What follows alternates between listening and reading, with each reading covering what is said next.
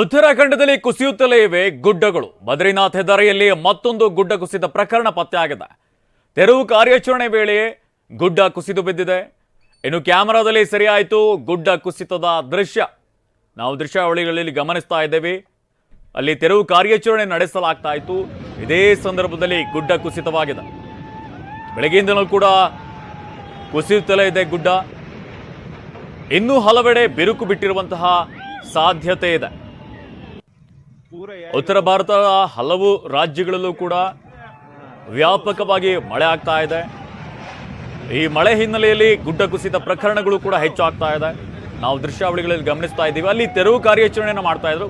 ಈ ಹಿಂದೆನೂ ಕೂಡ ಗುಡ್ಡ ಕುಸಿತವಾಗಿತ್ತು. ಆ ಪ್ರದೇಶವನ್ನ ತೆರವುಗೊಳಿಸಿ ಸುಗಮ ಸಾರಿಗೆ ವ್ಯವಸ್ಥೆಯನ್ನು ಕಲ್ಪಿಸಲಾಗ್ತಾ ಇತ್ತು. ಇದೇ ಸಂದರ್ಭದಲ್ಲಿ ಮತ್ತೆ ಗುಡ್ಡ ಕುಸಿತವಾಗಿದೆ. ಇದು ಒಂದು ರೀತಿಯಲ್ಲಿ ಕ್ಯಾಮ್ರಾ ಕಣ್ಣಲ್ಲೂ ಸೆರೆಯಾಗಿದೆ. ಅಲ್ಲಿ ದೃಶ್ಯಾವಳಿಗಳನ್ನ ಮೊಬೈಲ್ನಲ್ಲಿ ಸೆರೆ ಹಿಡಿದಿದ್ದಾರೆ.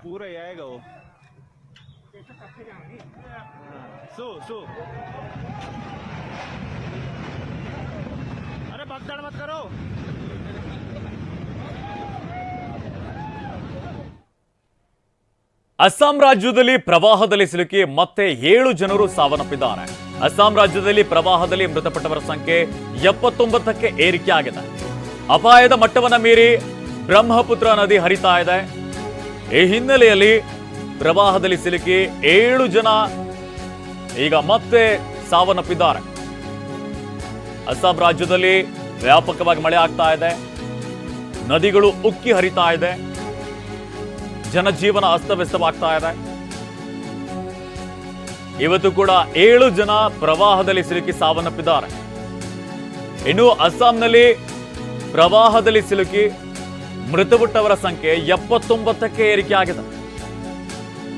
ಇನ್ನು ಬ್ರಹ್ಮಪುತ್ರ ನದಿ ಅಪಾಯದ ಮಟ್ಟ ಮೀರಿ ಹರಿತಾ ಇದೆ. ನಾವು ದೃಶ್ಯಾವಳಿಯಲ್ಲಿ ಗಮನಿಸ್ತಾ ಇದ್ದೇವೆ. ಡ್ರೋನ್ ಕ್ಯಾಮರಾದಲ್ಲಿ ಸೆರೆಯಾಗಿದೆ ಎಷ್ಟರ ಪ್ರಮಾಣದಲ್ಲಿ ಪ್ರವಾಹ ಪರಿಸ್ಥಿತಿಯಲ್ಲಿ ನಿರ್ಮಾಣವಾಗಿದೆ ಅಂತ.